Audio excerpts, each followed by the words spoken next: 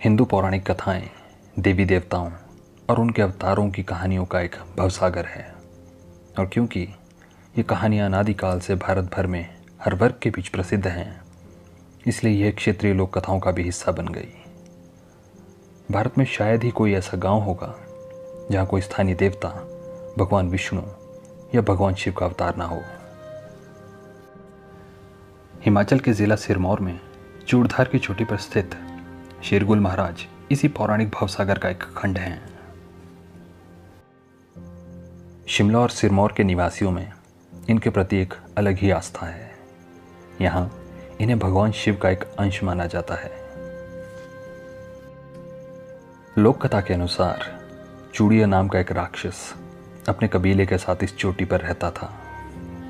उत्तर में एक अन्य चोटी पर उसका भाई चौखट रहता था। दोनों भाइयों को भगवान शिव से अमरता का वरदान प्राप्त था, लेकिन एक शर्त थी कि वह आसपास के क्षेत्रों में रहने वाले लोगों और तपस्या के लिए इस शिखर पर आने वाले ऋषियों को कोई हानि नहीं पहुंचाएंगे। लेकिन वरदान के अहंकार में चूर चूड़िया भगवान शिव को दिया वचन भूल गया। मवेशियों से मानव तक सबको उसका अत्याचार सहना पड़ता। शेरगुल महाराज ने अपने भाइयों बिजट और चंद्रेश्वर के साथ मिलकर चूड़िया राक्षस का वध किया और पूरे क्षेत्र में शांति स्थापित की।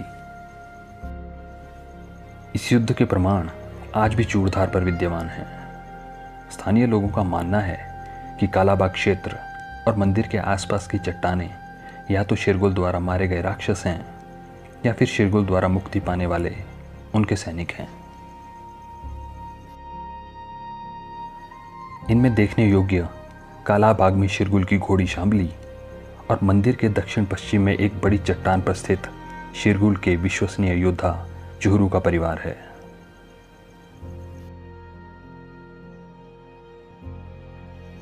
चूड़िया के वध के कुछ समय बाद चौखट ने अपने भाई का बदला लेने के लिए चूड़धार पर आक्रमण कर दिया।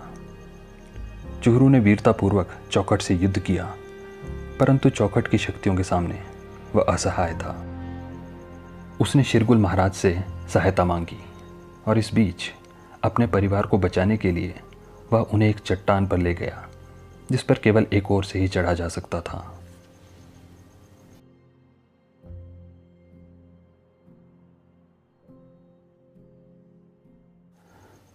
शेरगुल महाराज जब कालाबाग पहुंचे तो उनकी दृष्टि चुहरू और उसके परिवार पर पड़ी। अपनी दिव्य शक्ति से उन्होंने चुहरू के परिवार को चट्टानों में बदल दिया और चुहरू को अदृश्य कर दिया। इसके पश्चात चौखट को युद्ध में परास्त कर शेरगुल ने पुनः घाटी में शांति स्थापित की।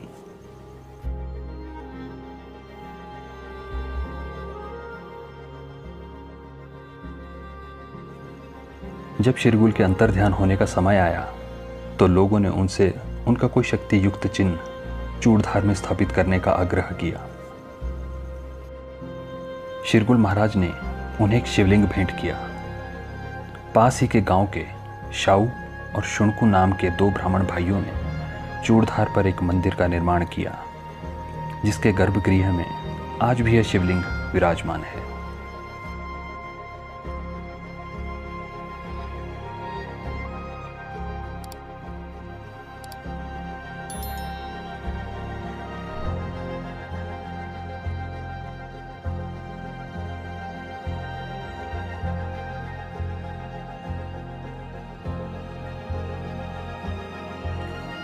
यह तो थी चूड़धार से जुड़ी लोक कथा।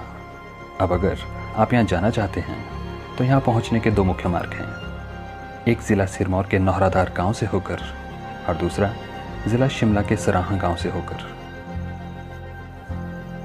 दोनों गांव से लिंक रोड बनने के बाद अब यात्रा की दूरी कुछ कम हो गई है। नौहराधार की तुलना में सराहां से यात्रा छोटी है। जहाँ नौहराधार से यह लगभग 12 किलोमीटर है, वहीं सराहां से यह मात्र 5 से 6 किलोमीटर है।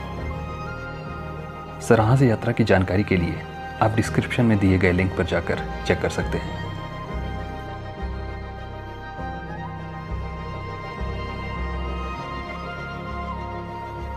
नौहराधार से चूड़धार के बीच जमनाला और तीसरी नाम के दो पड़ाव आते हैं, जहाँ रहने और खाने की सुविधा उपलब्ध है।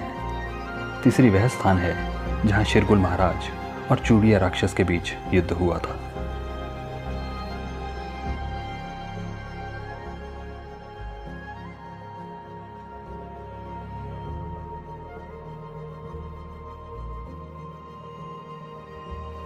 अब चाहे आप श्रद्धालु बन के आएं या पर्यटक बनकर, कृपया रास्ते में गंदगी न फैलाएं। रास्ते में जगह जगह पर कूड़ादान रखे हुए हैं, कृपया कूड़ा उन्हीं में डालें।